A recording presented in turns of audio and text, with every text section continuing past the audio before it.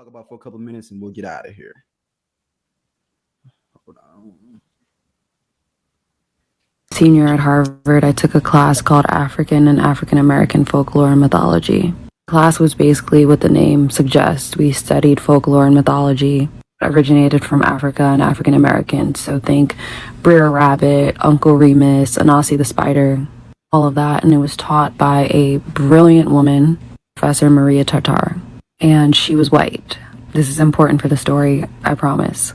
And because of the nature of the class, we talked about slavery a lot because that's where a lot of these stories originated. We talked about like the Gullah people, the Geechee people. One day, I will never forget this. Professor walks into class and she's so excited. She's like, I did it. I got us access to see the daguerreotypes. Dario, what's a daguerreotype? Well, a daguerreotype is one of the earliest forms of photography. This is before like regular cameras and such. And the pictures are printed on like a silver plate. So it's a mirror. It's reflective. Remember this for later in the story. Anyway, everyone in the class knew exactly what daguerreotypes she was talking about. These daguerreotypes were commissioned by a very famous Harvard professor named Louis Agassiz in the 1850s. And this man believed in polygenesis, which is the idea that basically black people and white people are from different races, like different species. And he really wanted to prove that. So in 1850, he went to South Carolina and found a plantation and decided to have these daguerreotypes of enslaved people there at the time so he could prove his theory. Keep in mind, daguerreotypes are really expensive, so the only people that have access to this type of technology are really rich. Anyway, the story has it, he comes back up to the north. He's so excited because he has these daguerreotypes, aka pictures of enslaved people. He shows them at a conference or some meeting. And apparently the people there are like, actually, don't ever show this to anyone ever again. And he doesn't. He never shows them again. It's not until almost 200 years later in the 1970s, someone's cleaning out the attic of a Harvard museum that they find these images. They find these daguerreotypes. During my time at Harvard, these became like a hot commodity. And not anyone could just go see the daguerreotypes when you want it. They're really fragile, so they have to be viewed specially, stored specially, handled specially. Only people with like pull or clout would be able to access them, which is why my professor was so excited that she got us in to see them. So maybe the day after that, we all go to the museum. There's about 10 to 15 people in this class, and the majority of us are black. That's also important for the story. And we go into this really dark room, and we have a museum curator with us, and the daguerreotypes are carefully laid out in these like gold plates. And she has on gloves and the whole thing, and she's telling us, basically to be careful, not to touch them, and, go ahead and take a look. And when I tell you words cannot describe what I saw, I had seen images of slavery before, but nothing quite like this. And remember when I said the daguerreotype is sharp and reflective? It's like a mirror. So it felt like they were alive, like they were looking in our eyes and I was looking back in their eyes, and they looked like me. They looked like my grandfather, my grandmother, my aunts, my uncles. And the room was so silent that you could hear a pin drop. When we got to the last one, we all stood against a wall. And the museum curator was like, do you guys want to take a second look? And no one responded. I'm not going to post a picture of what the images look like, but you can look them up. Still, it might not do it any justice because the daguerreotype is such a visceral experience. As soon as we walked out that room, so many of us were in tears, just bawling, like hysterical. The experience had such a profound effect on me. I actually wrote about it in my Yale Law School admissions essay, an essay called a 250. And I'll read just a part of it for you here.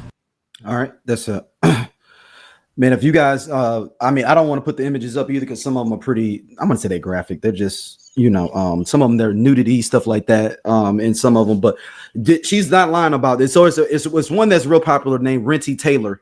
That's the technically supposed to be the oldest picture of a slave that's been able to be produced. Or whatnot. And like she said, you are looking at like someone and you're looking at them, and it's like the stress of the life of being a slave and being basically from nothing, you could see it and feel it in their eyes. And particularly with Renty Taylor, he was actually captured as a slave in Congo. So he wasn't even born into slavery. He was enslaved and brought to the US. And so think about how he felt or looked because this photo was taken, the photo with him was taken years later, 1852, it says 1850s, and he was born, they say maybe 1775, they're trying to say here. So let's say he is, so when he got brought here, he was born in 1775, he was brought here in 1800, so he was 25 years old. So think about his life. He doing his regular thing, living there, and he gets captured. And now you are some other land doing, working for free. What, and this is, I believe he was in South Carolina. Also, shoot, it's hot as hell out there. And you believe that you can't have another life. It's got to be like how someone feels that is wrongfully accused and went to prison. Yeah. And you're like, I can't believe I'm like, every day are you waking up? I can't believe I'm here.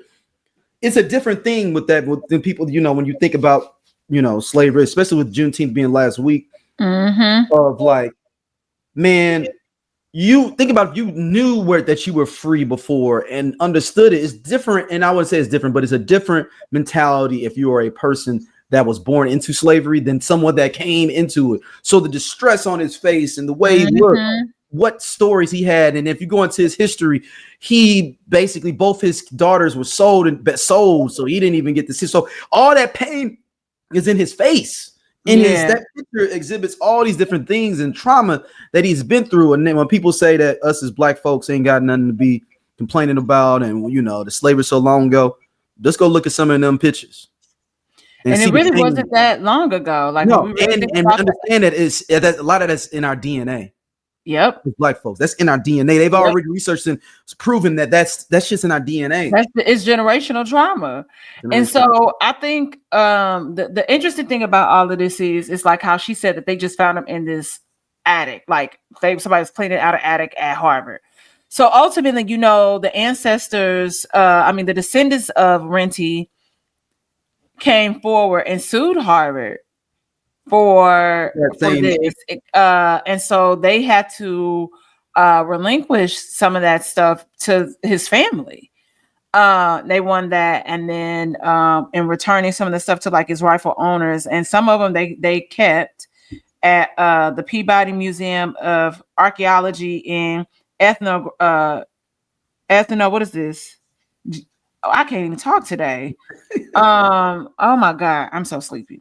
Anyway, at Harvard's Cambridge, Massachusetts campus. And so they're saying that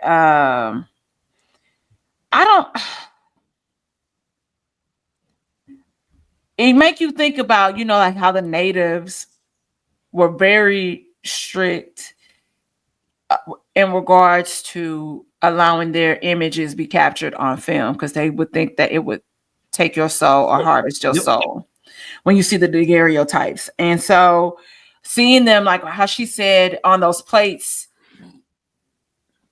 and it's like you staring back at yourself, like where you come from. And we talk about our blackness and wanting to trace certain things and not having the opportunity to really even do that, and to see something like that that's so impactful and so, man, harsh. It's but that's our reality. Yeah. I would love to see these in person. I would too. I'm not even gonna lie. Yeah.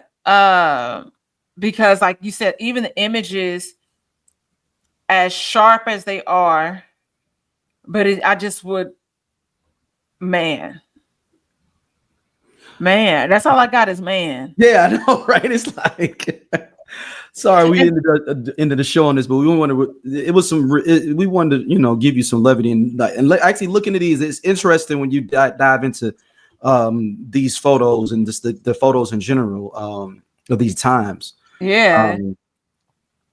Yeah, I mean,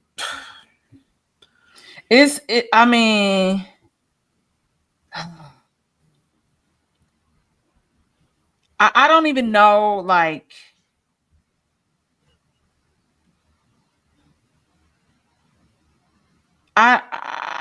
Like I don't even know where to even. And it's funny. Here's an update. This happened just a couple weeks ago. Okay. Harvard University will relinquish its 175-year-old photographs believed to be the earliest taken of enslaved peoples to a South Carolina museum devoted to African American history Yes. as far as a I settlement. heard about that museum. So that's the update. Okay. And so the photos of the subjects identified by Tamara Lanier, depending on who you're talking to, as her great-great-great-grandfather Renty, whom she called Papa Renty, and his daughter Delia will be transferred to the Peabody Museum of Archaeology and Ethnology to the International African American Museum in South Carolina, the state where they were enslaved in 1850. And when the photos were taken, a lawyer for Lanier said. And then it said, the settlement marks the end of a 15-year battle between Lanier and the esteemed university to release the 19th Daguerreotypes, precursor to modern-day photographs. The resolution is an unprecedented victory for the descendants of those enslaved in the U.S. and praised the client's years-long determination in pursuing justice for the people she had identified as her ancestors. I think it's one of one in American history because of the combination of unlikely features to have a case that dates back 175 years to win control over images dating back that long of enslaved people. So we can go to the museum and see them. Okay. They do look vivid, even in the ones that they show online. It do look like you looking at somebody's soul, man. Like, yeah. And then it's funny because you know how within links, like you'll see an article. I'm on PBS. Yep. One of the articles that's linked in there, it says descendant of people enslaved by St. Louis University say they cannot participate in a formal apology. Fucking slew, man. So, yeah, I mean, American history, I think the crazy part about the time that we live in now is Black history.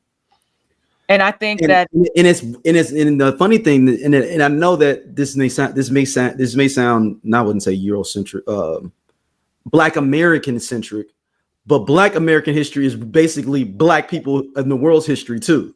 Like in a lot of ways, because we move and I know that there's definitely history of people in Caribbean, definitely history of people in Brazil, in Africa as well, and European brothers and sisters as well. But blackness our American blackness is so prevalent in society that I'm one of my homeboys that's from Britain in college. Like, dude, we learned about y'all history in school. We didn't even know the shit about what was going on in Britain with Black folks. We learned y'all Black history and Black History Month. Damn.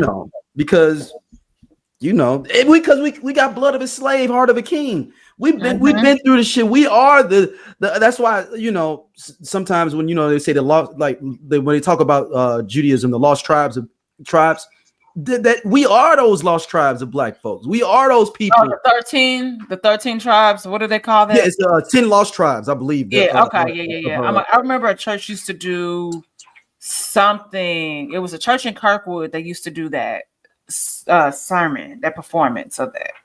So it's like we are the ones, you know what I'm saying? We've been through the shit. Not saying that other people have not been through shit, but we went through, and we still come out doing fly ass shit. We come out building shit, still fighting, building things, inventing things, making music, changing sport. Words of the great Maya Angelou. Still our rise. Yeah. And that is when we talk about Blackness, that's all we can do which is I think why we get frustrated when we see certain things happening, but then it goes back to what you said about a lot of that trauma generationally being instilled and passed down, and we understand it, as we are doing health in the mental sector, understanding generational trauma and how that can show up. So it's a lot of hurt, a lot of healing that for sure needs to happen, but we ain't gonna never forget.